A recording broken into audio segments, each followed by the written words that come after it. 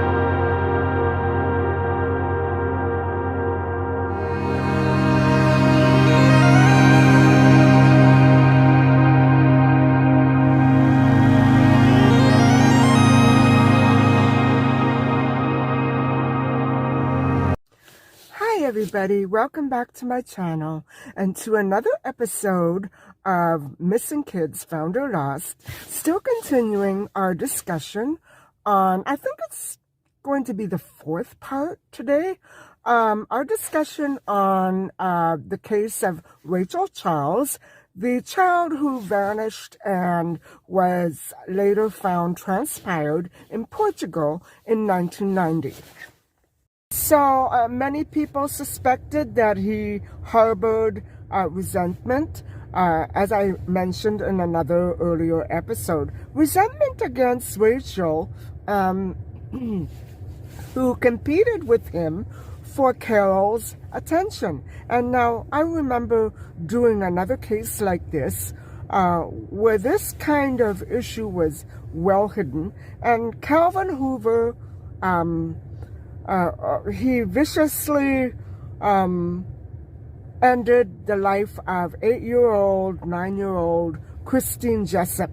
And nobody was ever able to figure out who had done it until just recently, during the pandemic. It came about that his DNA was in fact the DNA that was left at the crime scene where Christine Jessup was found. And so, I now believe that he vied for Christine's, for his wife Heather, for her attention, who Christine was very well loved and admired and absolutely doted on by Heather Hoover, Calvin's wife.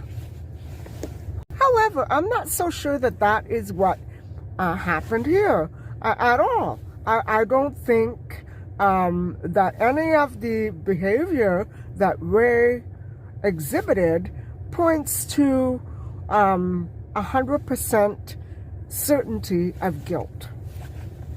Others try to pin the guilt on Ray by trying to validate the reason and the motive by claiming that Rachel had probably caught him in a criminal scam, and that Ray was planning, and it was like a loophole.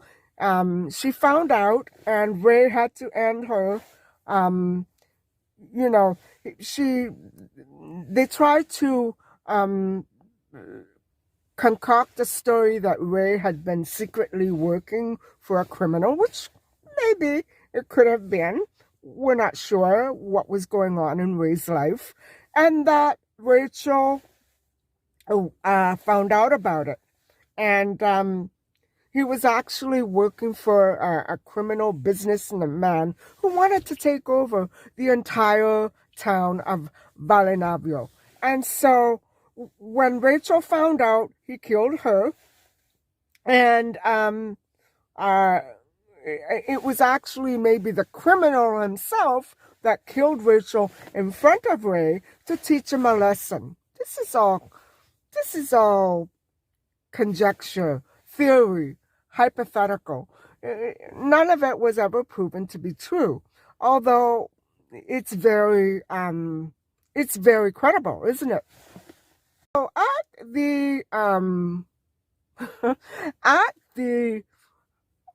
I'm not laughing at the situation. I'm laughing at how people think, because it's so typical.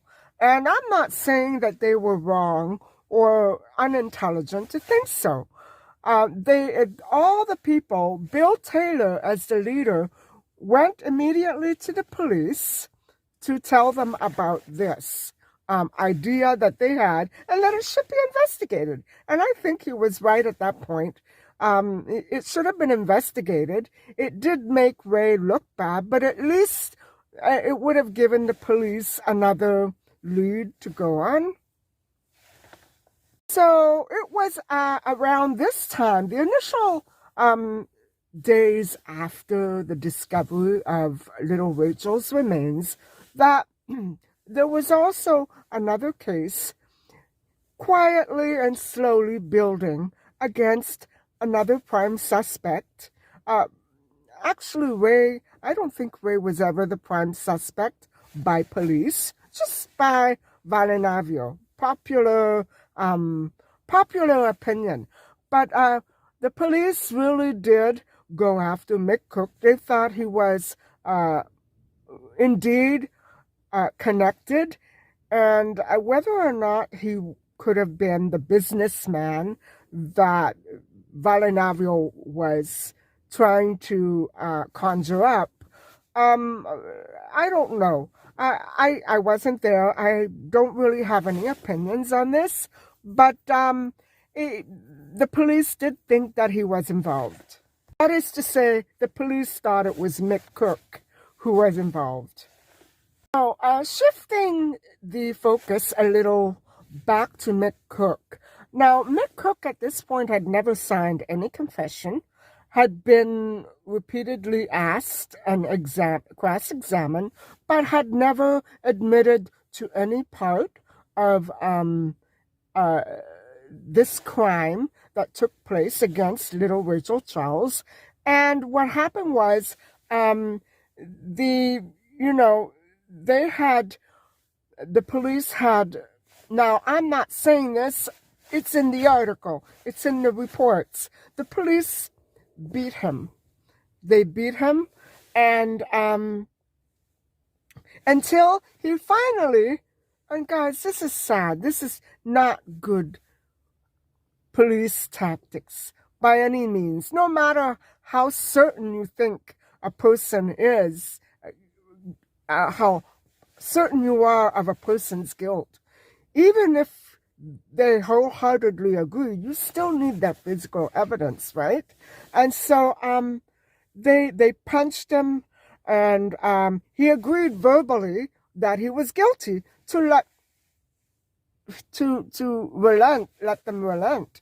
and give in, and stop beating him mercilessly. And so they banged his head against the wall. They punched his head. They beat the soles of his feet with sticks. Oh my God, that's ancient. And they jumped on his back. Did they paralyze him? And they forced a gun into his mouth, chipping a tooth as they did so. And I don't think it's necessary for me to dwell on this, but we want to know why Mick Cook eventually gave in and admitted to guilt. I would have probably done the same thing, but oh boy, this is not a good way for anybody to go. Before he did actually admit guilt, he was beaten to a pulp, bleeding and unconscious. He wasn't fully conscious. So, yeah, would that have been a valid confession? I don't think so. Once he was in jail for good, he wrote back and looked back on this time, which must have been horrible for him, especially if he was wrongfully convicted. And he tried to explain it in a letter saying, I just wanted that pain to stop. Don't you see why I admitted my guilt? I didn't know what to do. Little Joanna's mother went through the same thing, and the uncle. And so, he said it was just as you say, that's how it was, and that's how it must have been. I wasn't guilty, but I had to say it for the sake of my life.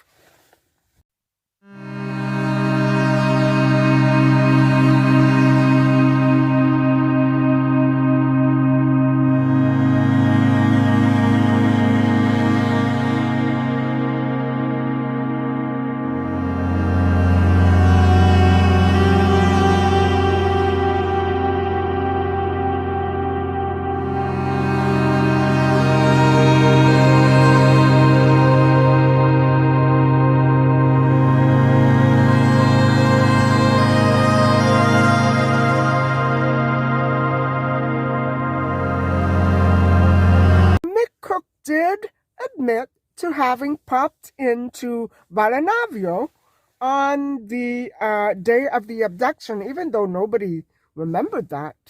Nobody there remembered that. So this may have been another forced confession. And so by this time, guys, this story with Mick Cook is so muddled. I have no other alternative but to discredit any part whatsoever that he had. I have to really seriously doubt that he was ever involved at all. He said he only went to Valenavio to purchase a phone card. And so he sat in his car in the shade for a few minutes and did some paperwork and drove away around 4:30 p.m. Now, this very well may be. And he probably sat in a spot that was completely unrelated to where little Rachel vanished. I would say that it was during this time that the real culprit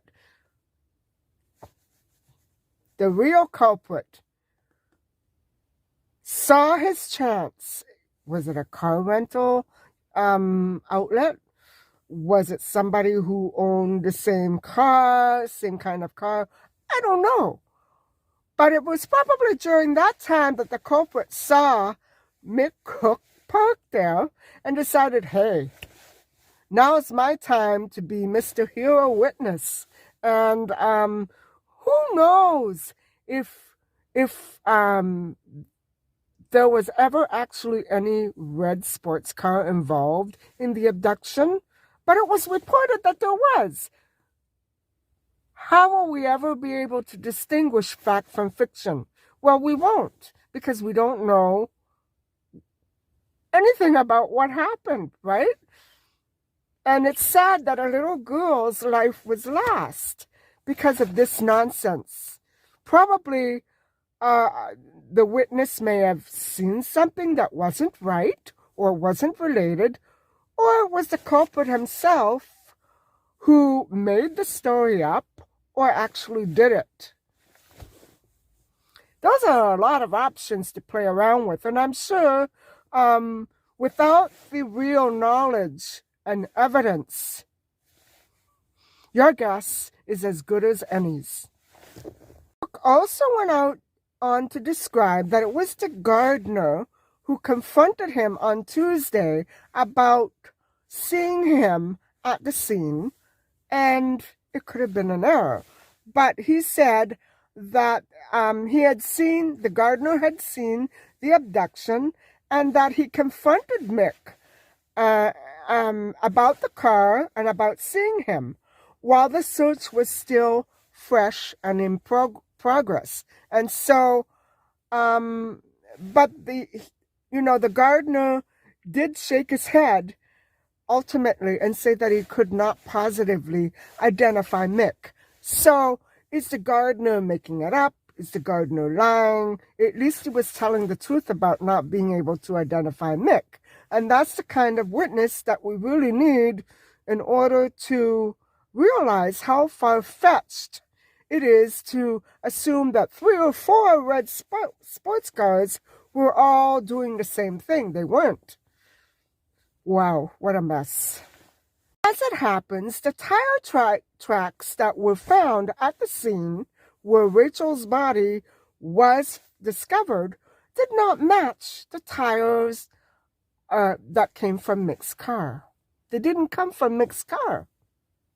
Why was he arrested? The body did not come from Mick's car. It was not dumped from Mick's car. And furthermore, none of the scientific tests that were allegedly done had found a single link between the dead little girl and Mick or Mick's car. Most of the hair they found came from a dog. Without putting the evidence from Mick's car to the test and spending money maybe, they decided to beat the crap out of him and make life simpler for them, right? Instead of going through all those tests, let's just force a confession out of this poor guy. I'm not saying that Mick Cook was a saint, but by now he should be a martyr, right? So, later on, the conclusion was drawn that the police work that they did at the scene of the crime, like Mary McCann's apartment, had not been cordoned off properly. And it became contaminated. So evidence was floating back and forth, and it became like a bit of a circus. And so whether or not this was within the police control or not, it should have been. It should have been, right?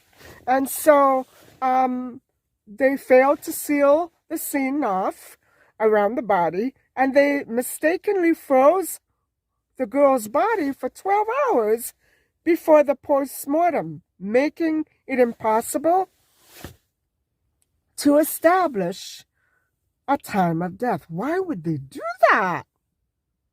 Why the heck would they do that? And, or even the day of death. I can't get over that. This is the first I'm hearing of this.